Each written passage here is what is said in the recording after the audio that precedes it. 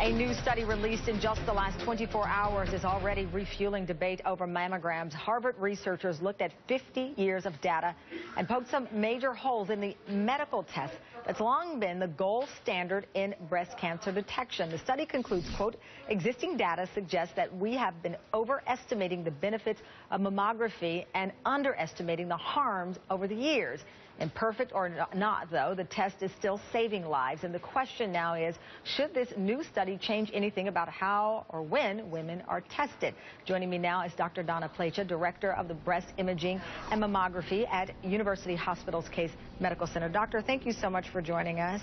Thank you for having me. I said earlier, you know, I'm 43. I've had 3 doctors tell me 3 different ages of when I should be tested. You talk to a number of women, and they all, I think, at least those that I've spoken with, both professionally and personally, have that same uneasiness or uncertainty. And then this new study comes out, and it seems that the information is almost an overload. So what do we need to know here? Well, I think it is very confusing.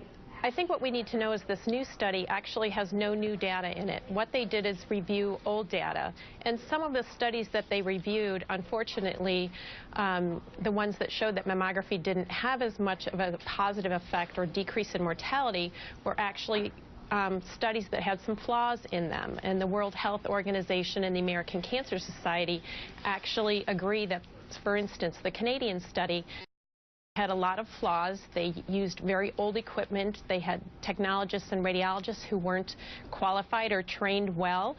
And when that study was done in the 80s, they just weren't using state-of-art mammography at the time. Okay, so this study brings into, obviously, these major questions. We know that mammograms save lives. You cannot say that enough. We know that at this point. But Absolutely. These researchers say the harm of mammograms in that these false positives is a real concern. Is that not valid? No, I think that is valid. Okay. There are some false positives. Approximately 1 in 10 women who come in for a screening exam may be called back, and that's called a false positive, to get further imaging to see if what we're seeing on the screening exam is actually a real cancer or not.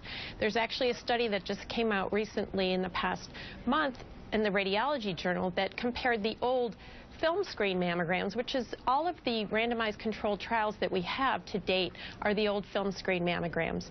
And the new digital mammograms that are now the standard of care today actually showed, this study showed that we have less false positives with this newer technology.